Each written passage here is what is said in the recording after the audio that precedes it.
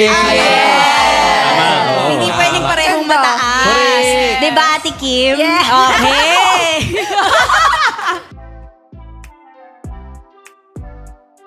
Tila may nalalaman si Barbie Forteza sa love life ni Chinita Princess Kim Chiu. Ito nga ay matapos pahagingan ni Barbie, si Kim, sa kanilang pagbisita sa It's Showtime. Ayon kasi kay Barbie, ay dapat swak na swak at balance ang kailangan ng isang magpartner. Habang sinasabi naman ito ni Barbie, ay humarap ito kay Kim Chiu at sinabing, "Diba Ate Kim?" Nagulat naman si Kim Chiu sa sinabi ni Barbie, at napasabi na lamang ng si Barbie talaga. Agad naman na pinag-usapan ng Kim Pao fans ang eksenang ito sa It's Showtime. Anila ay mayroong nalalaman si Barbie sa love life ni Kim. Matatandaan nga na nagkasama na ang dalawa sa isang vlog. At dito ay mabilis silang nagkapalagayan ng loob at nauwi sa pagkakaibigan.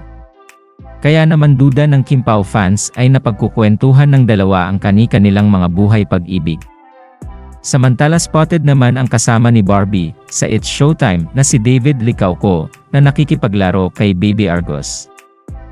Maaalala na idol ni Argos si David Licauco. Kaya naman ganito na lamang ang excitement ng bata tuwing bumibisita ang kapuso aktor sa It's Showtime. Narito at panoorin natin ang naging ganap ni na Barbie Forteza, David Licauco at Kim Chiu ngayong araw sa It's Showtime. Ready naman kayo dito? Please welcome Barbie Forteza and...